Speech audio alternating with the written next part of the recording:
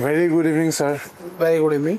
Sir ये bell कैसा होता है सर, कैसे बेल मिलता है? और मैंने बहुत तरह के बेल सुने, ये कैसे अप्लाई होता है सर?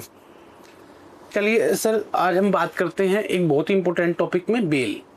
अगर किसी व्यक्ति को अगेंस्ट कोई एफआईआर हो जाती है और पुलिस उसको अरेस्ट करने आ जाए या किसी फैमिली मेंबर को पुलिस पकड़ ले, तो सबसे पहले सवाल होता है कि आप बेल कैसे मिलेगी।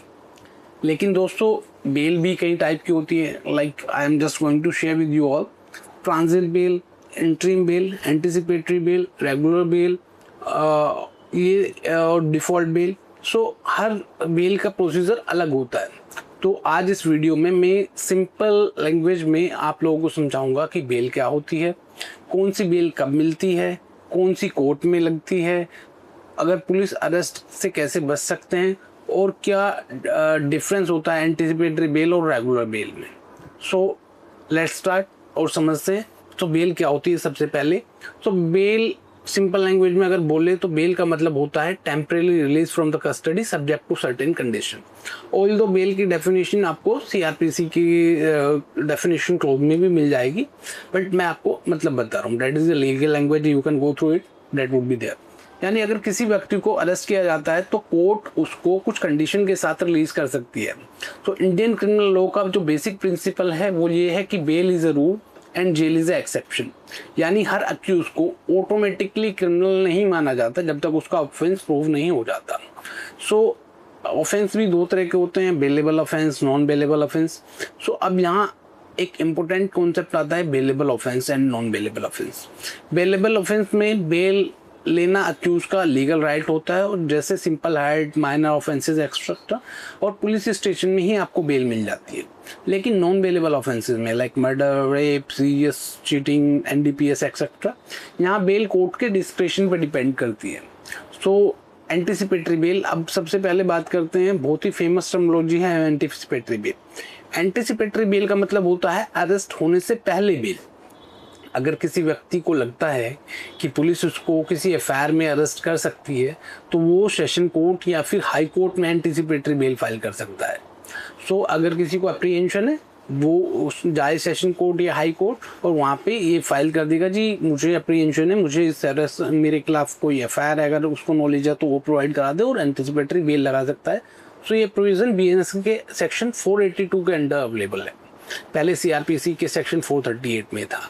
कोर्ट जनरली कुछ फैक्टर देखता है जब बेल ग्रांट करता है, लाइक एलिगेशन कितने सीरियस नेचर के हैं, अक्यूज का क्रिमिनल हिस्ट्री है या नहीं है, इन्वेस्टिगेशन में कोऑपरेट करेगा या नहीं करेगा, और फिर मेलाफाइड तो नहीं है। अगर कोर्ट सेटिस्फाई हो जाता है तो कोर्ट ऑर्डर पास कर देता है। In case of arrest accused shall be release on bail. यानी पुलिस अरेस्ट करे तभी इमीडिएटली रिलीज करना पड़ेगा अगर आपने एंटिसिपेटरी बेल ली हुई है। Anticipatory bail means it's not like police is not going to arrest you, not at all. इसका मतलब ये है कि पुलिस ने अगर अरेस्ट कर लिया और आप उसको दिखाएंगे कि I have the anticipatory bail order, तो वो आपको तभी रिलीज कर देंगे। अब समझते हैं इंटरिम बेल। इंटरिम बेल एक टेम्परेरी प्रोटेक्शन होती है। मान लीजिए आपने एंटिसिपेटरी बेल फाइल की, लेकिन कोर्ट को फाइनल हियरिंग में टाइम लगेगा, तो आप बोल सकते हैं सर कुछ टेम्परेरी रिलीफ के लिए बोल सकते हैं। आप कहते हैं कि कुछ शॉर्ट पीरियड ऑफ टाइम के लिए, until unless your application is not going to be decided, you should have to be release like. And इसमें ऐसे लिखते हैं, अक्सर कोर्ट लिखते हैं कि till next date of hearing no coercive action shall be taken against the accused. ये temporary bail होती है, सिर्फ टेम्परेरी प्रोटेक्शन आपको इसमें मिलती है, फाइनल ऑर्डर तब तक पास नहीं हो जाता। अब ट्रांजिट बेल की बात करें तो ये कॉन्सेप्ट लोगों को सबसे ज़्यादा मतलब समझ नहीं आता, बिल्कुल भी, बहुत कम समझ आता है। ट्रांजिट बेल तब यूज होती है जब एफआईआर किसी दूसरे स्टेट में रजिस्टर्ड हो। फॉर एग्जाम्पल, अगर सपोज आप दिल्ली में रहते हैं लेकिन एफआईआर बम्बई में रजिस्टर हो गई आपके खिलाफ, अब आप बम्बई पुलिस आपको अरेस्ट करने के लिए दिल्ली आ गई, आपको मुंबई जाके एंटिसिपेटरी बेल फाइल करनी है, लेकिन तब तक अरेस्ट से प्रोटेक्शन कैसे मिले?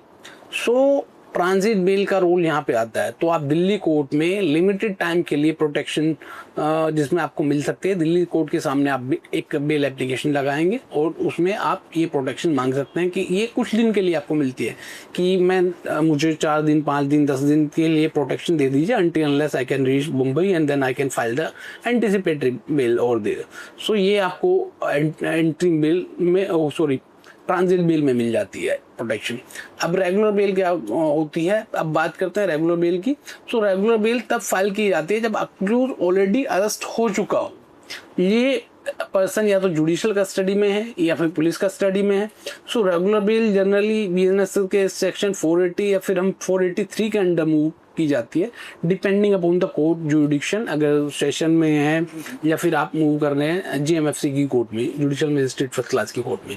सो प्रोसीजर क्या होता है, बेल एप्लीकेशन ड्राफ्ट होती है, कंसर्न कोर्ट में फाइल होती है, फिर प्रोसिक्यूशन को नोटिस किया जाता है, कोर्ट दोनों साइड सुनती है और उसके बाद जब आप कोर्ट सेटिस्फाई हो जाती है तो कोर्ट बेल ग्रांट कर देती है या फिर रिजेक्ट कर देती है।